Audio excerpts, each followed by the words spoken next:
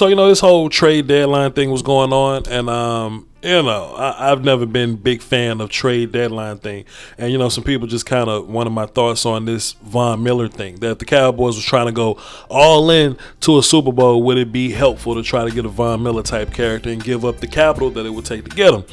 I don't think so. I've never been a guy that wants to really give up draft picks to go get a guy, And you could be like, but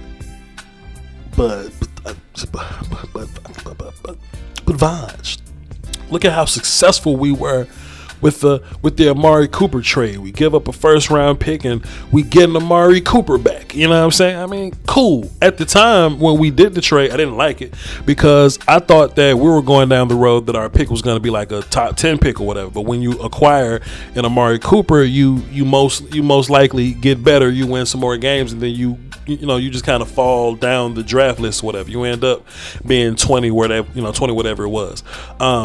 I'm with that. I love Amari Cooper because you imagine doing that, but then, like a CeeDee Lamb or a Tyron Smith or a Zach Martin, Micah Parsons situation happen in front of you. You see what I'm saying? I love how the Cooper thing worked out, but that's still not my flavor. I'm draft guy through and through. I'm draft guy. So I always want to put my eggs in that draft basket. You see what I'm saying? Because I feel like there's more control with the draft basket. You get more time with the draft basket. And this only really matters if you're a team that drafts well, right? So if you're the Rams and you're giving up, and this is a wild part of the argument, right? If you're a Rams fan, because I've seen this, if you're a Rams fan and you go into a draft, you have a second round pick and you draft Tutu Atwell, wide receiver from Louisville. He's about 5'7", 155 pounds. Mind you, I said he's a wide receiver, and the Rams are filled with, they got a pocket full of receivers, good ones, and they spend it on a wide receiver that could have been undrafted, really. It could have been drafted in the 5th, 6th round or something like that. Sure, if that's the case and you're a Rams fan and you going, hey, man, we got Tutu Atwell. We don't draft well anyway. Let's just go get a Von Miller. First of all, I mean, that just means you need to fire your GM first and foremost. You know what I mean?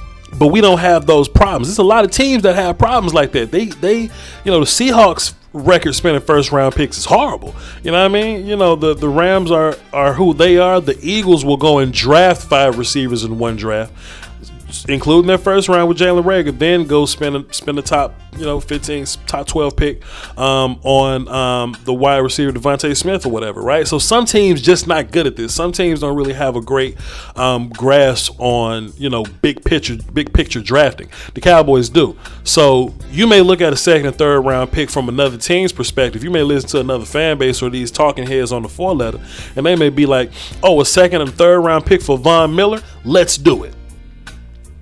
Not in Cowboy land. A second and third round pick is valuable over here. A second and a third round pick here is damn Trey Diggs and Neville Gallimore. I mean, just think about the pros and cons for a second, right? Von Miller, sure, first of all, he's a name over anything. Von Miller could be cool. I haven't watched a whole bunch of Bronco football, so I don't really know what Von Miller. So I don't really know what Von Miller's been up to, but I'm sure it's not the Von Miller that you're used to. Von Miller got 4.5 sacks this year. 4.5 sacks, right? So you spend that kind of draft capital, second and third round pick for Von Miller. He's a name, sure. Don't get me wrong. He's a name. But boy, that's not enough. Von Miller got 10 tackles. Parsons had that last week. You know what I mean? So I'm not just all about taking draft picks and just jumping off the ledge with them. And then they said they was going to re-sign Von Miller. Like, they want Von Miller for a long time. Like, the Rams must really be afraid of drafting over there. So you could either get a couple years of old man Von Miller. He's 32 now. And they want to re-sign him. So you could either get a couple years of old man Von Miller, or you can get a couple years of Trey Diggs. You can get a couple years of, boss man. You get a couple years of Randy Gregory.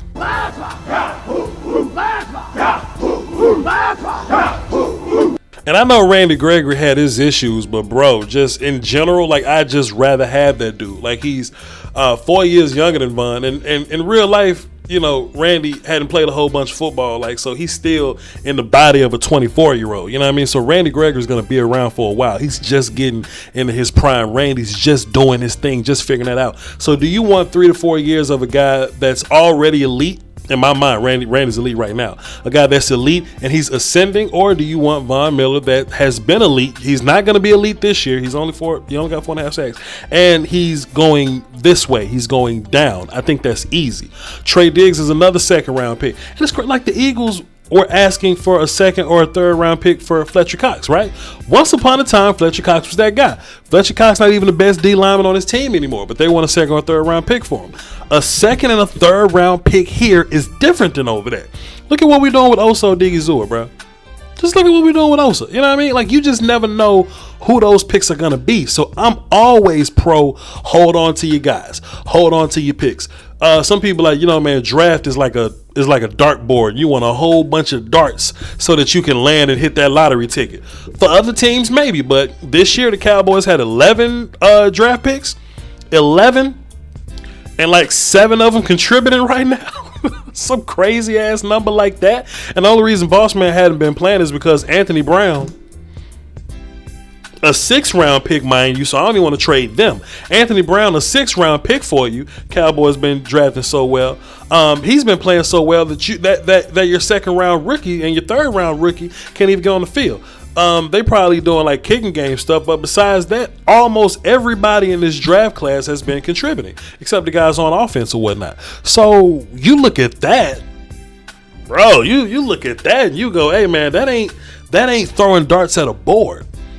That's being meticulous. That's loading your ammo. You know what I mean? So no, I don't want to spend money in free agency like that. You know what I mean? Once upon a time, there was like, but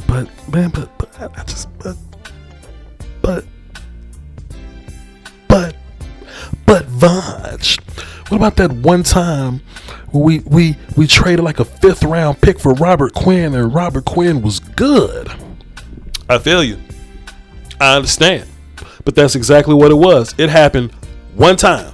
You know what I mean? And I don't want nobody to look at 3rd round picks like 3rd round picks is just some expendable thing, you know what I mean, that we could just get rid of. Because the problem is, it's the same thing as 1st, 2nd, and 3rd round picks, right? You may give up a day 3 pick for Robert Quinn. Robert Quinn is solid for a year. And I can show you bad film of Robert Quinn in that year, which is cool. But let's just say you just get one good year, one solid year of Robert Quinn, and the next year he leaves and goes somewhere else. That's fine. My problem with that is you could take that same pick. Think about how long we had Cedric Wilson. You know what I'm saying? Or how long we had Anthony Brown. Bohanna's going to be around for a while. How about your emerging strong safety and Donovan Wilson, right? Those dudes are 6th round picks. You know what I mean? Even if you go to the 4th round, I mean, you feel good about Bradley not being something on your team one day. Don't get me started on the 4th round, because we gets busy in the 4th round. Like at the top of day 3, where you get like Dalton Schultz, you get like, you know what I mean, like Dorrance, you get Tyler, you get fucking Dak Prescott.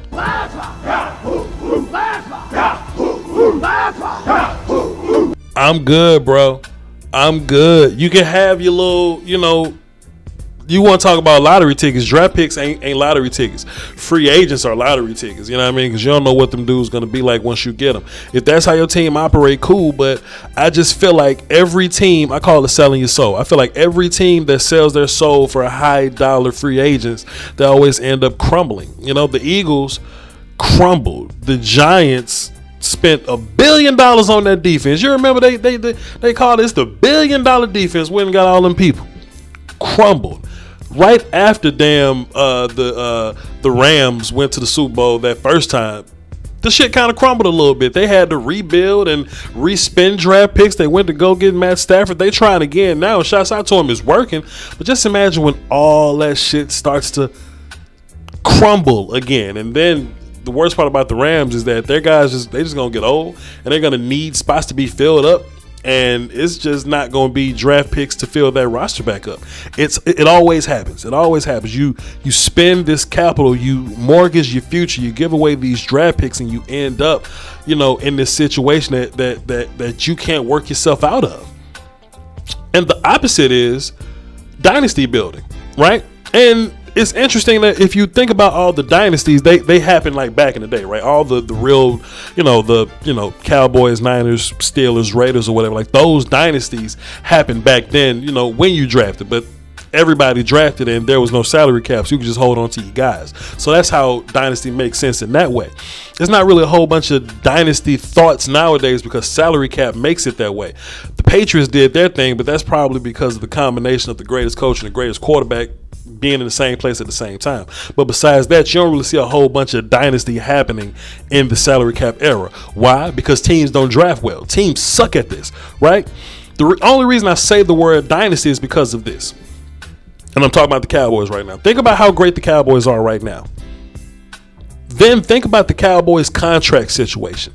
The only real contract that we thinking about is Randy Gregory. Everything else is luxury. Michael Gallup is a luxury pick. Dalton Schultz is a luxury pick. But if you think about the premier positions, think about it.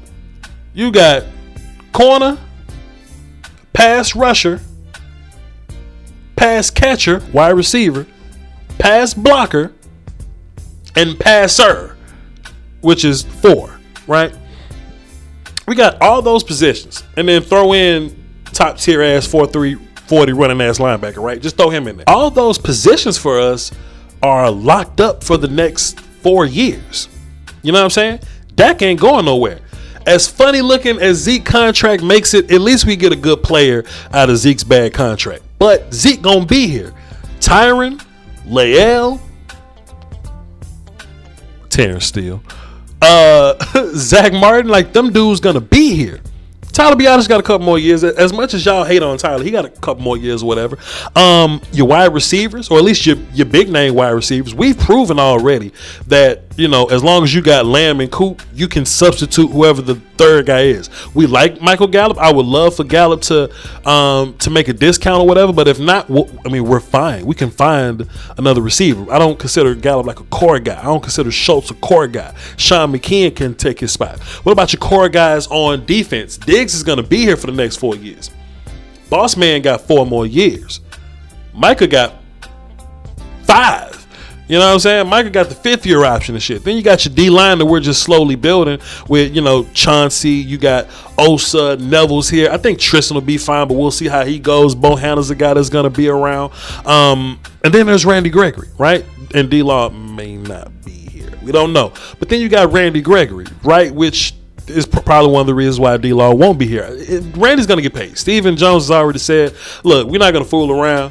We're not going to, you know what I'm saying? It's not going to be a big off-season mess. We ain't worried about hometown discount. We're going to pay Randy. He's going to be here. So think about that. Think about those top-tier players I just named to you. Some of them I consider elite. Many of them I consider elite. Those dudes that are drafted, by the way, except Coop, but all the rest of them are drafted, by the way. They're here for the next 3 to 4 and 5 years. Micah's like 5th year option guy. So they're here for 3, 4, 5 years, bro. That's crazy. I work all that shit. That's that's crazy.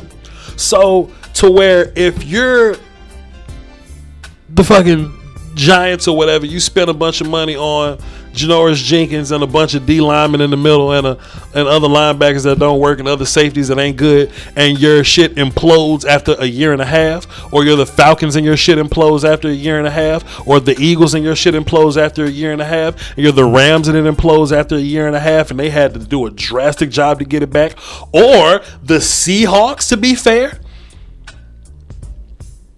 To be fair, you know what I'm saying? All these things are for real. That happens because these dudes that you sign, you got to pay them, but the dudes that you need to re-sign don't get their money. Think about the Jaguars, right? The Blake Bortles, what's my time? 16 minutes? I'm wrapping up. The Blake Bortles Jaguars, right? All they got to do is draft the quarterback and keep that elite defense that they had. They had an elite defense. But they said, you know what? We're going to pay this dude on offense.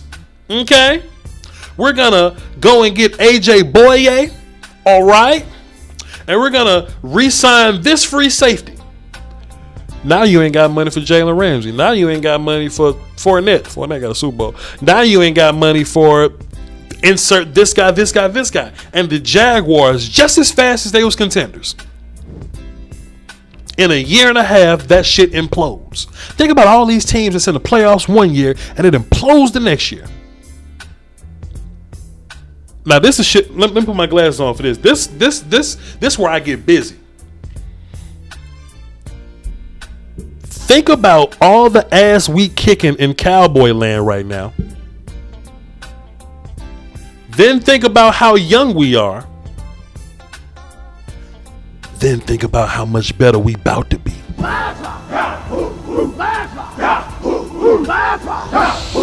That's what keep me up at night. That's what give me wet dreams around here. Boy, Trevon Diggs is going to be like year 3 for him. He going to be going into his prime and he's still going to be cheap. Michael Parsons and Osa Odigizua and Chauncey Golston, they going to get that goddamn peanut butter and they shoulders going to get wide out of nowhere.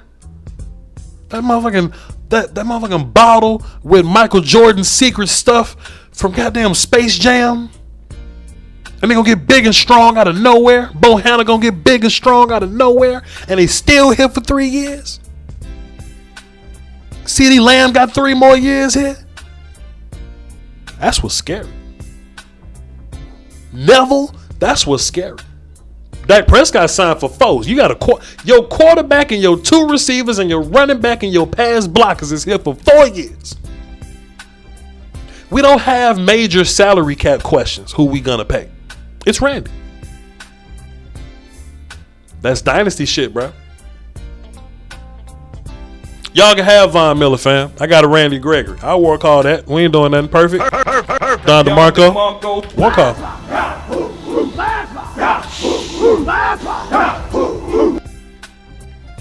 Be grateful for what you got.